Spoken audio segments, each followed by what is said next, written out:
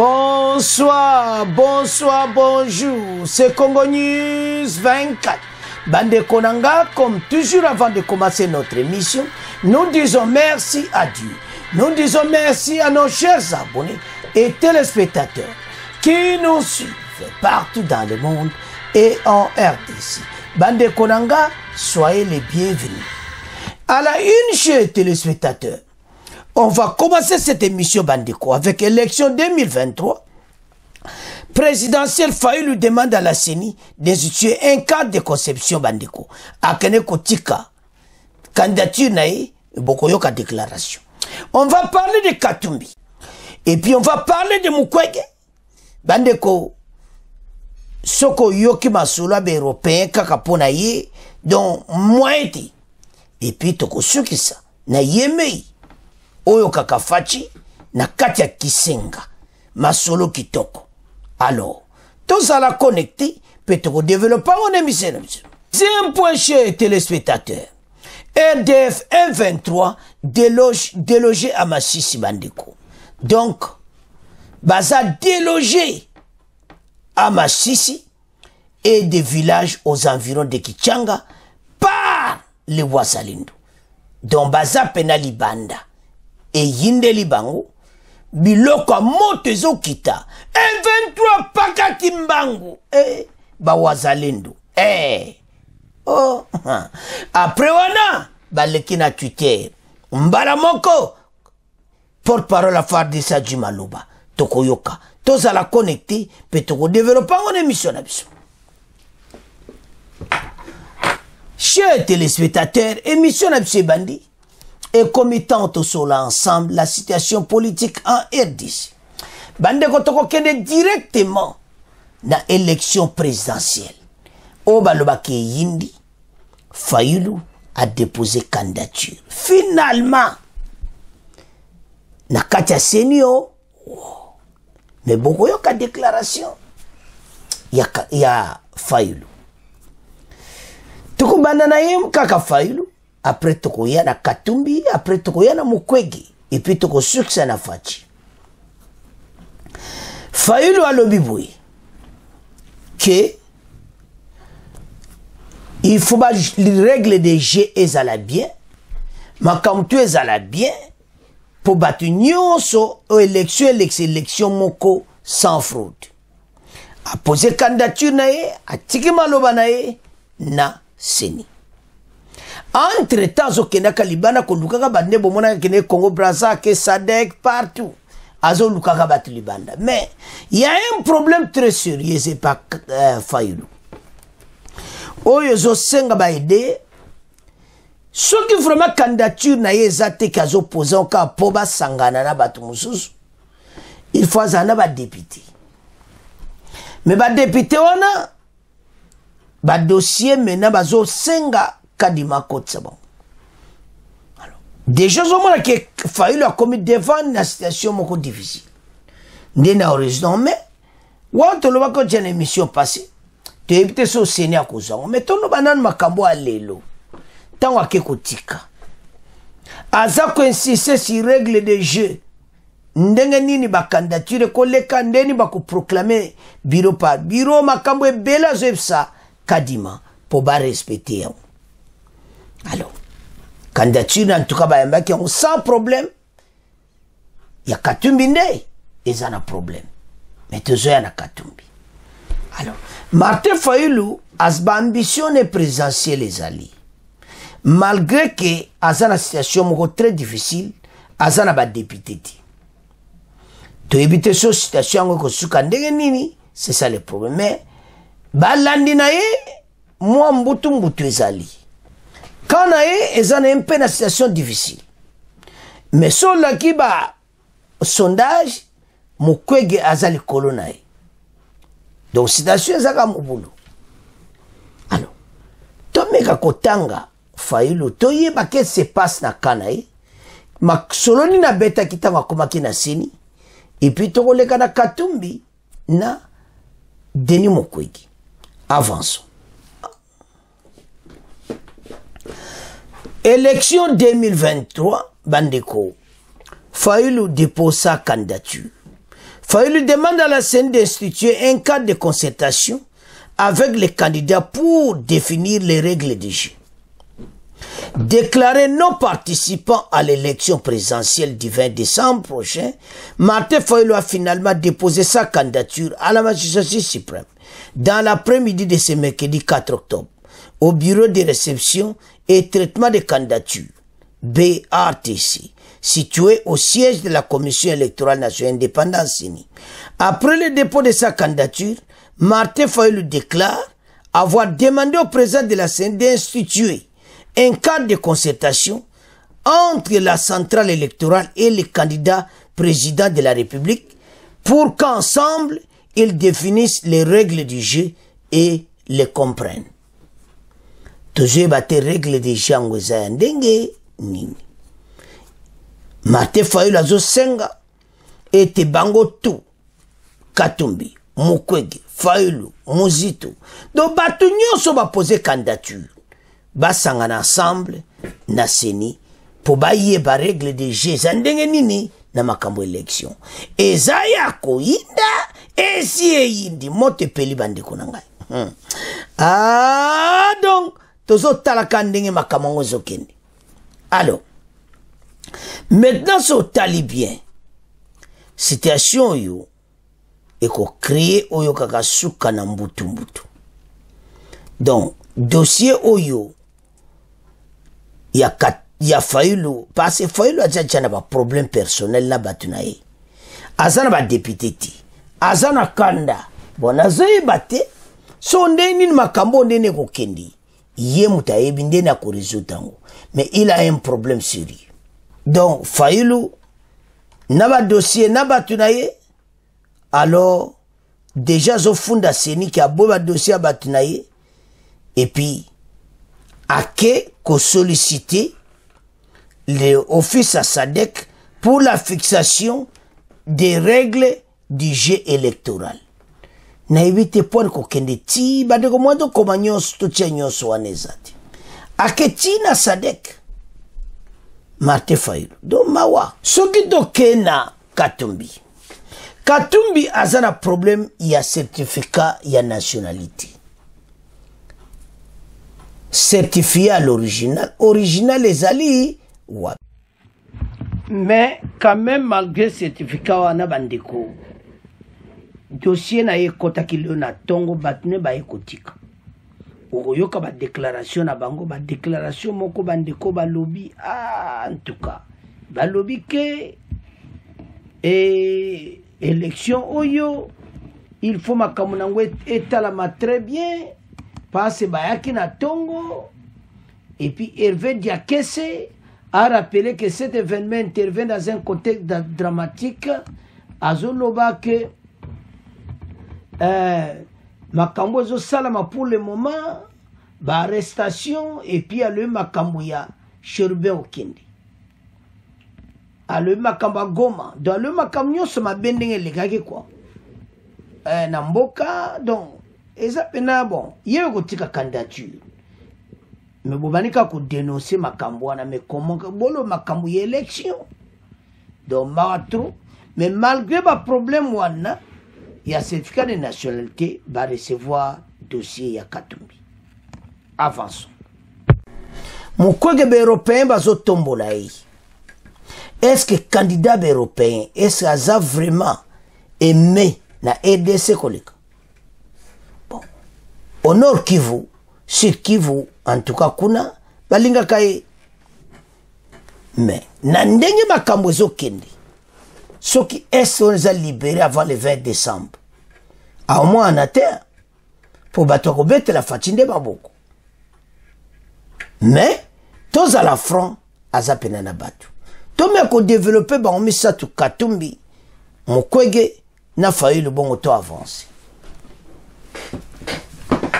Bande koto tangi wana bango nyonso comme d'habitude ndeto bandaki Fayulu alobi il akeo yebsa SADC baya pour ba définir règle du jeu ndeni ko salama na élection oyo c'est-à-dire bon nyonso va poser candidature baya bayebe ko zala ndenge nini depuis mai ko zala ndenge nini Je ne comprends pas.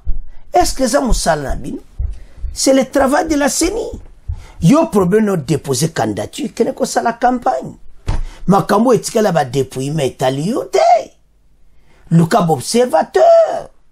Donc je ne comprends plus ce que Fayulu oiseau l'ungakoloba passe là. Alors, il est sorti, il a pris la parole devant les médias qui a essengina kadima basang saba onyo soba l'axe aux règles des génons. On est confort. Alors, toi avancé. Et maintenant poser candidature sans député. Suite pe bana kotsa ki pona ba député ne kadima abwakango libanda. Donc, azana problème mentalement. Ils ont tourmenté, il y a des députés et puis comme élection oyo de comment on va commenter à lui Fayulu depuis présidentiel à 2018 a commandé un peu problème bon na ébité mais à ça mobali mbalo za une opportunité mususu ça la campagne kitoko pas def na campagne ko defa pelar mi prison zong sambongo a def pelar a sali grand campagne Fayulu ko banga te zala na courage tozana kati ya masolo telema tala mukwege ndenga telemi yo pe telema ndenga mukwege telemi tika ko lenga lenga match zara bongo alors maintenant wana Fayulu to tika on a bino a déposé candidature mais azo senga toujours ba aide partout alors to kena Katumbi azana mbongo ya propagande Katumbi azana nyonso. Donc, à cause de ça, la peine grand libaya peut bêtir ma solo partout. Mais le problème à Katumbi, le dossier m'a été boumé. Ouato tika Katumbi na bino. Mukwege be européen baza ko ganga ki yaza candidat makasi. Mais be européen côté musuba lobi ki yaza une expérience politique. Qu'est-ce qui va se passer? Quelqu'un qui a battu Simanae, mais a une expérience politique. Et ça a un problème sérieux à traiter. Alors, Mukwege a un dossier à répondre devant les Congolais. Nandenge azana balobi ke ba Congolais mutu ba tcheye. Donc, il faut agir. Asala ba solo kitoko bato ba tcheye candidature parce qu'il y a lobby ke ba tcheye ba komis. Ba tcheye donc yazaki azaki ni dewanati. On ne sait pas. Bon, maintenant il est candidat. Quelles sont les démarches? Parce que azana makamine simana et Occident. Et que le kandenge nini. Alors, yango bana mboka botala masolo negeja ezali. Mais na yebite nandenga na zomona fachi. Est-ce que Mukwege penda okoka? Bon, et ça match mais et ça la cadre de l'élection donc ya yebika kobima président de la République déjà ba panneau partout. Mukwege président, tout basi ba nommé batunae. Alors ba pancado ozomona ka Mukwege président de la République, candidat du peuple. Alors que Martin Fayulu azaïpe candidat du peuple. Tala makama onengezokene. Alors, est-ce qu'on peut s'attendre parce que Fayulu ngana zone di mate vraiment que yemo akene campagne akosalie na mutu akosalie peut-être na Mukwege parce que na ko comprendre te mutu aya et puis azana ba député c'est impossible akosala ngondeni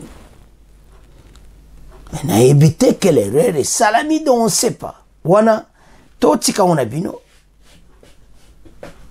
ndeni bako salie na Mukwege bon on ne sait pas on tozotal. Alors, Mukwege, candidat occidentaux, il est pour nae, masolo kitoko. Donc, élection yo, et qu'on s'appelle mbutu. Boko, mon appel yo kaka, to inda kaka, motepela. Alors, maintenant, le Kana, son excellence, le président de la République, Félix Tshisekedi Tshilombo, oyo azana katanga en tournée, na cadre 145 territoires. Akeneko comme en école, ou batongi parce que partout ba tchétché pano, parce que ba tonga be école, ba tonga bo hôpital, ba bon sa banzela. babandeli mboka zero po mboka ekufaki nango. Pendant les 18 ans PPRD mboka ekufi facha yo bongisa mboka. Alors maintenant kene na ekolo na Kisenga, mais avant même de commenter tolanda mokonza mboka Kisenga bon to commenter. Le président de la République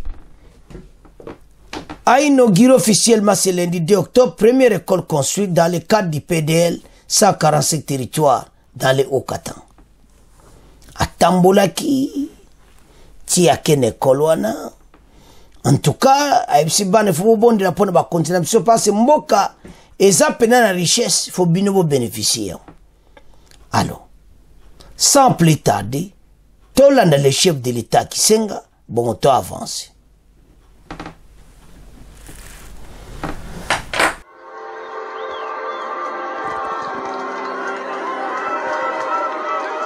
Match eza mobulu bana mboka po ndenge nga nazomona campagne kundana ebandi te. Match eza mobulu tolanda.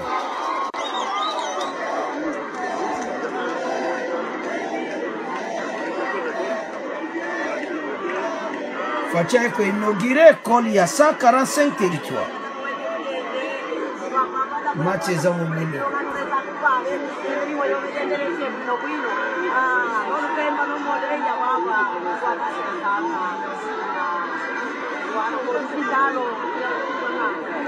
Waje wa bénédiction ngoni.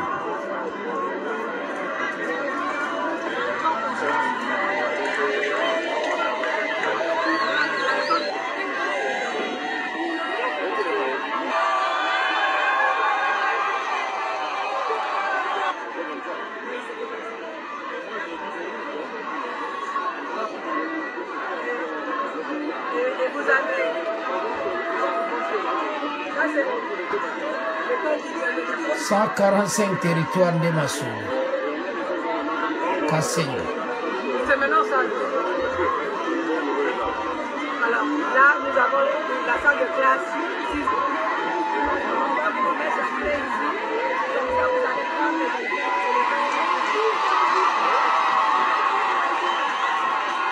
Vous travaillez bien à l'école.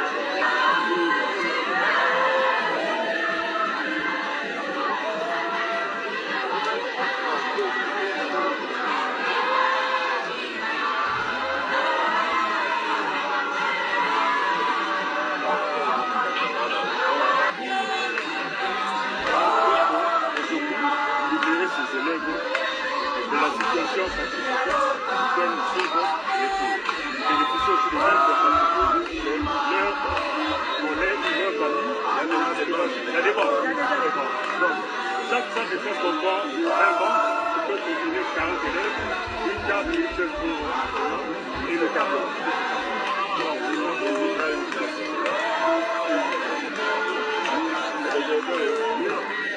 Bon, monsieur le directeur, maintenant, vous pouvez amener les enfants en classe. Voilà.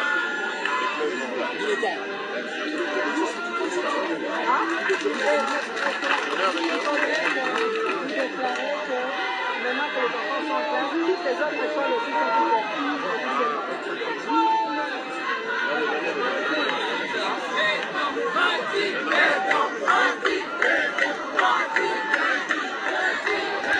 Match eza mobulu.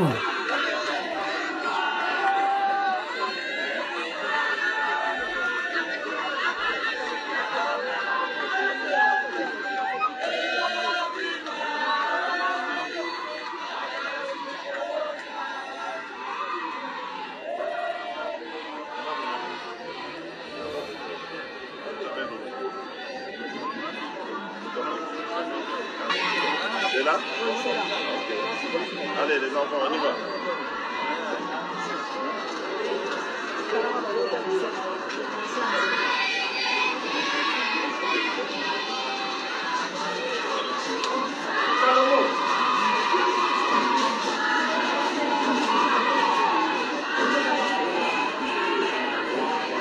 Ça y est.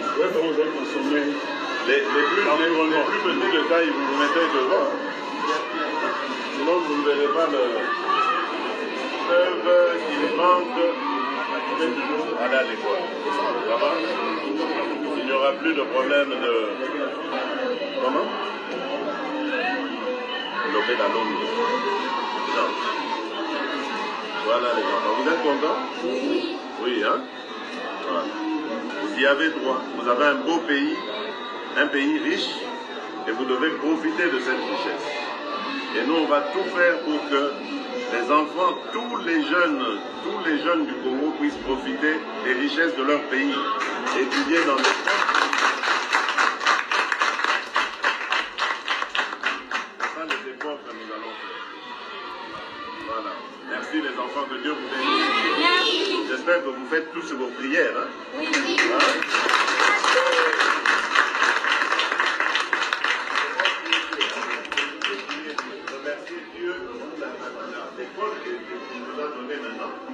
Grâce à Dieu qu'on a eu ça. Parce qu'on a travaillé, on a fait des efforts. Hein? Vous devez faire une prière pour Dieu. Et pour que Dieu protège les dirigeants de la République démocratique. Ça va?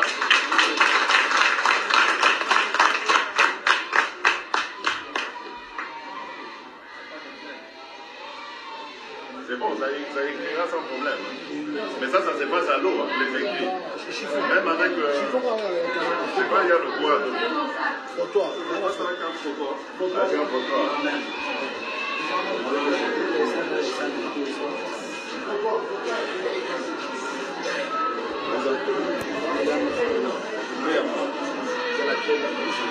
Non, mais c'est pas par rapport à la durée. Non, les photos là.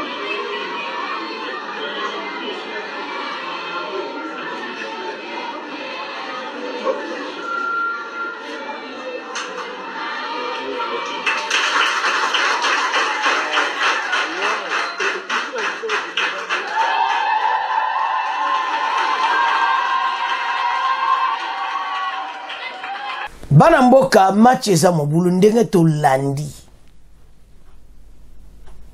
président de la République akisenga donc zomona penaki ezalo kwa ka demi propagande malgré propagande ne banditi botala kaka tala nde bazoya mamukonzi tala ndenge ba congolais ba osepela mukonzi na bango banda na Kasumba lesa jusqu'à des petits villages au Kondi baté mais plein bazolanda. Donc mais match eza mobulu passé élection oyo bama bayo bakotia bon parce que bako opposition baluka basangana bakoza derrière qui Mukwege oke Katumbi akosepela Katumbi alinga baza derrière ye mais selon bango balobete population ba Hollande balobete Mukwege aza plus crédible que Katumbi parce que so ba tie mutu na mutu ekoza diviser. Voilà peut-être déjà que Fatia Zoubima encore président de la République. Mais ceux qui ba lobby qui va s'allier et que sungape bango, même à taba bimite ba gagner te ba cause à la position de force. Alors voilà des masolo zo le kan élection. Donc Fatia kuna na kisenga masolo kitoko atali école. Donc zo mona pena ki eza le kola propagande, mais propagande. Donc 147 territoires loin va na kala suka zo tala ba travaux azo kene partout avant mes campagnes banda zo tambola partout alors les a ko zonga na campagne ko tala ba réalisation et kolwana tala ba bon tala tableau c'est ça et l'autre na RDC RDC échangé mboka comme apena propre masolo kitoko et tout mon mboka ils a développé c'est ça souci ba congolais. Maintenant, bango tout bazo wela wana candidat oya kobima abongsa mboka solution tout ba peuple congolais biso to représenter azana besoin président abongsa mboka c'est tout nde facha ça 47 territoire ça continue bomba congolais ba ko voter alors bon nyonso botikali bon laksa projet mo kitoko oya na intérêt à peuple. Et ça dit qu'il y a une candidature, il faut expliquer. Mbala oeza ya kosakanati. Ba Congolais ba sa fungoli mission na réseaux sociaux ba ko tuno ba question na conférence de presse. O kangami penda ko olobate. Alors match eza mobulu tozomona ke élection koza matata parce des soupçons partout ete Mukwege aza pena la population aza supporter ba européen mais il y a un point moto aza supporter na ba européen et c'est ba congolais vraiment et on ne sait pas parce que ba européen lelo moto basali ba occident moto basali biso boye lelo makambo ebele za ko bongati mais to bani ko zongisa ba ona kataje to fait comprendre mama solo. Alors situation mboka ezoke na direction tolani mokonza mboka tolandi Fayulu azosenga Sadeka ya tolani mumaka Mukwege aza supporté partout et puis tolandi Katumbi certificat de nationalité maboko likolo ezaya koyinda esi indi wapi certificat de nationalité totika ona bino bandeko tokomi na point na biso ya mibale o balobaki yindi na Nord Kivu oyokaka 1-23 en débandade 1-23 en fuite baza délogé na ba territoire nyonso Masisi et puis Kiliroué des villages aux alentours et puis aux alentours de Kichanga donc bakei penza bakemba moko bela na réseaux sociaux tala ndenge masolango ezokende tabana mboka totelema parce que l'heure est grave au mona comment bawazalendo bakomi na force a kosakana te bazo beta bangona ba drone bawazalendo bakomi na ba drone makambo eza minene bapakati mbangu wana saka bawazalendo enantu yemo mukola kosimba binokasi. Donc déjà bayebi ke ba tokomi na force Kagame azoluka ba aide partout mais kosimba te parce que biso nombre to anango to défiti. Donc as tozo silisa bango na SB tumbana bako gagner te. Ce que l'Ouganda prépare à Simana Bango et kosimba te. Maintenant armée rwandaise ba quitter Masisi et comme partout Masisi baza shooté Kiliroué aux alentours baza te. Maintenant baza ko avancer côté à Kichanga. Alors wazalendo azolanda bango tina Kichanga ko déloger bango. Et puis bayebi bien te bako quitter. Et kuna eza ba Burundi mutu bazala Kichanga. Burundi akota masoluti. Ndenge Uganda zokotela baona kiwanja. Parce na kiwanja kozala guerre mais awa bondi melangai. Omonde bakoti wana bazokota bazo libérer Kichanga. Baza pendo kaka force ko sakanati. Mais M23 armée rwandaise balobi voilà. Eza bawazalendo te. Eza fade se bake kolela na kata Twitter. Oh bozolela nini? Yamba biloka moto. Yamba ba jeng duezo kitsa biloka moto ya bawazalendo moni. Minduka ba chinois. Masolo kitoko. Bandeko biloko zo betama bako kite waza bazako danser. Donc bazak pena ko lelisa bango. Voilà. Alors, maintenant le groupe armé kaka. Pourtant que sa force na biso nyonso. Est-ce que les Rwandais peuvent résister? Chers téléspectateurs, les aventures de Kagame maintenant c'est vers la fin. Il n'a plus rien à faire. Il n'a que se balader au Nord Kivu, mais au baloba résistance c'est dit. Maintenant résistance d'abord au tema armée rwandaise eza Uganda. Mais Uganda fa yoka pour kalate ba konzi ba ko bele officiellement soka meki ba jeno asaki na Bunagana soka meki mbalo azana problème. Un tous un effectif à kosakana te o ba ko gagner le terrain sur le même moment. A ozana problème sérieux Uganda soki a se retirer te ba boko na RDC sima ya Kagame. Parce que yemo président rwandais comme déjà un pas dedans un pas dehors. Les pressions partout. Ba stratégie nyonso ba konzi simbi. Kalate est wana umaka kimia avant l'élection tokoloba nini. bozomona te que il y a des avancées partout. Bozomona te que les inventeurs so bakwa wolela na Twitter c'est-à-dire bakoki lisusu te. O biso batozai koloba liboso mais lelo ba bakonkene ko funda. Bozomona te match baluki. Biso funda suta. Toloba déjà. Bango kombi tumba bake koloba. Bitumba bake koloba, c'est-à-dire bazana point à faiblesse. Tant bakoki na wazalendo te.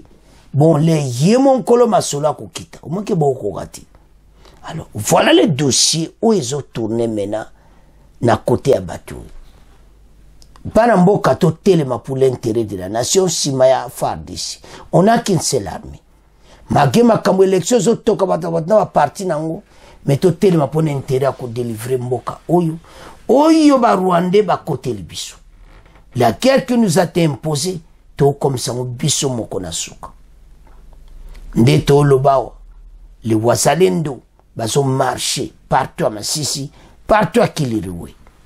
Kilirowe nde muteza pena stratégique, ba vandi wana, bi bundeli FARDC so ba komi FARDC 1 wana.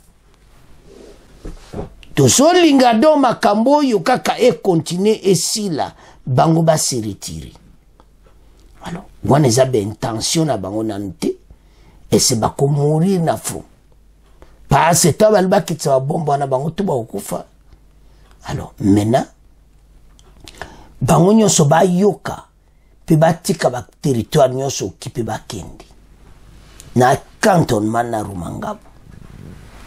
Alors chers téléspectateurs, quand nous voyons ces changements, tout le monde que loi progression militaire est ça là. Ba stratégie nyonso tozanango parce que bateau yo ba comme ba réserviste. Mais talandenge bazako bunda. Tande ba kimisi 1-23 armée rwandaise bandeko. Donc match za mbulu. Alors, et sikoyo to meka kotanga to comprendre ndeni masolango legaki na terrain. Avançons. Chers téléspectateurs, RDF 1-23 délogé des villages aux environs délogés à Masisi et des villages aux environs de Kichanga par Wazalendo. Les combats entre les rebelles du M23 et les membres du groupe d'autodéfense du Wazalendo ont repris tôt le matin ce mercredi 4 octobre 2023 dans plusieurs agglomérations situées près de Kilirowe et Kichanga, à plus ou moins 70 km de Goma, dans les territoires de Masisi. Les sources de la société civile affirment que les éléments du M23 ont été délogés de certaines positions qu'ils tentaient de réoccuper dans les Massis. La reprise des hostilités dans la région a provoqué de nouveaux déplacements des populations. Les unes se sont réfugiées à Kichanga et environ, alors que les autres ont pris la direction de la brousse. Depuis 4 heures d'aujourd'hui, les affrontements entre les terroristes du M23 et les éléments des groupes d'autodéfense du Wazalendo ont repris dans la chefferie de Bachali Mokoto.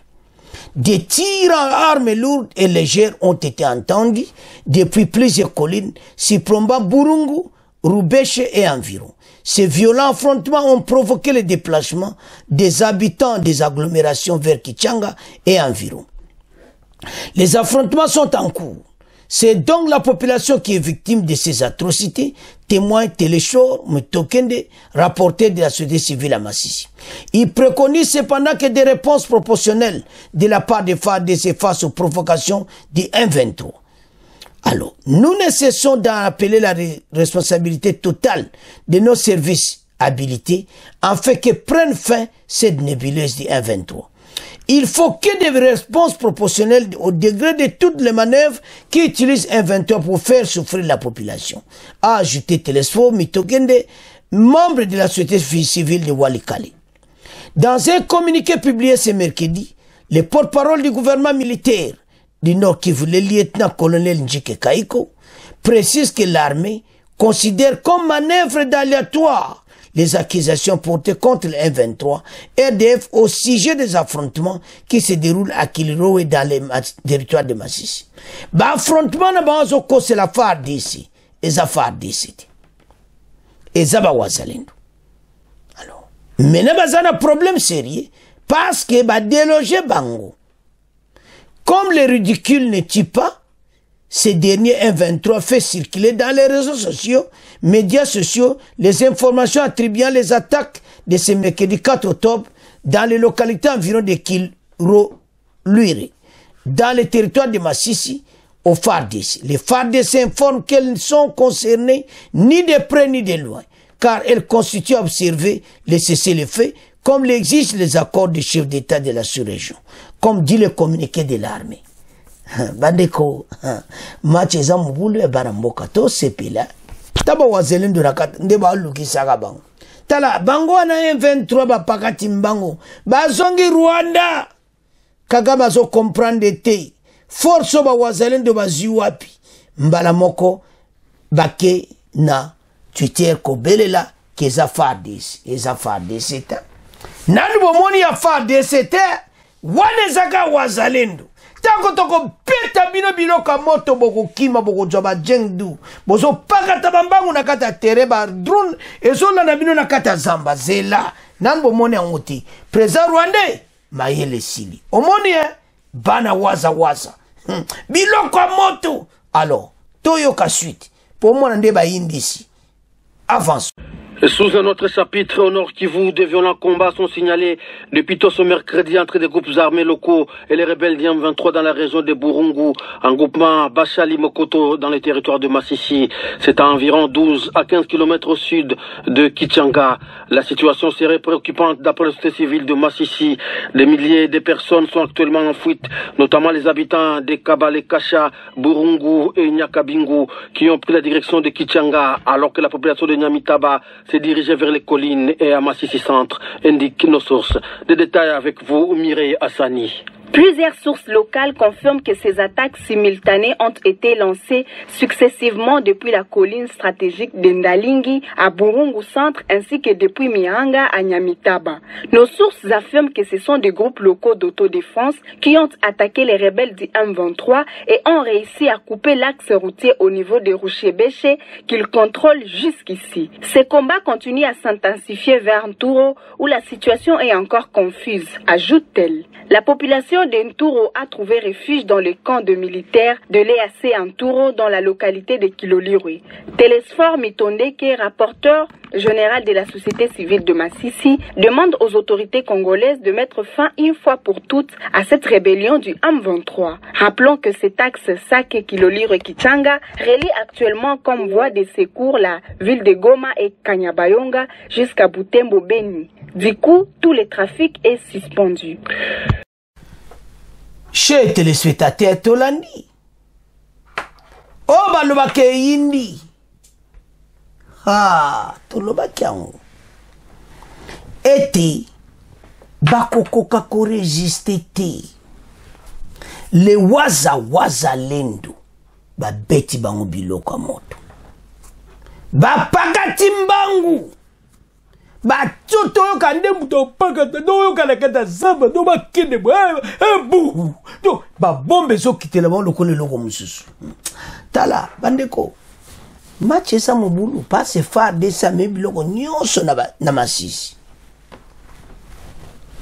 mais ba wazo bundati li wasalendo bazo lukisa bango na kata terrain siko yoka kote na bango bakena Twitter babi FARDC mutatake bango o bango balinga baya ko récupérer ma territoire bayambi biloko bakoki ko récupérer soit ta territoire mon côté et puis to kena bango wana Massissi bakombi Kilirwe bakombi tozamena aux environs de Kichanga.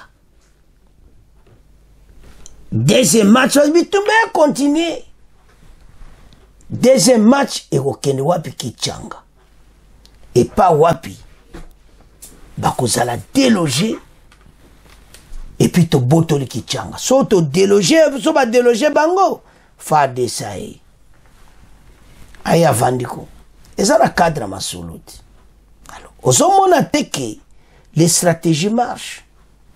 Il fallait qu'on me barouande kakaboui tala bato baza motema mabe baza batute Rwanda lingi congolais te.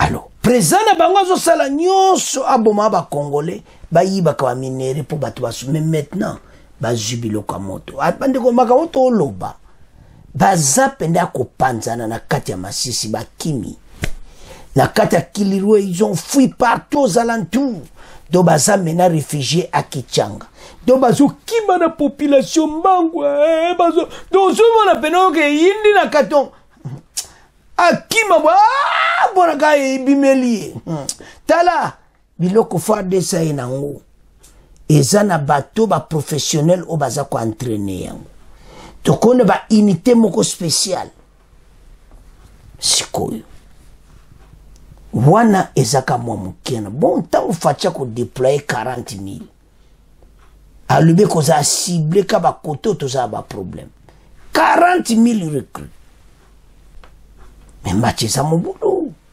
alors chers téléspectateurs bato yo basali ba manœuvre mingi ils ont beaucoup dansé ils ont beaucoup crié balobi oyo wana mais comme temps il y a agissement et je temps ba commentaire te ya ba discours te alors porte-parole la FARDC lui wana eza bisote et ça va wazalendo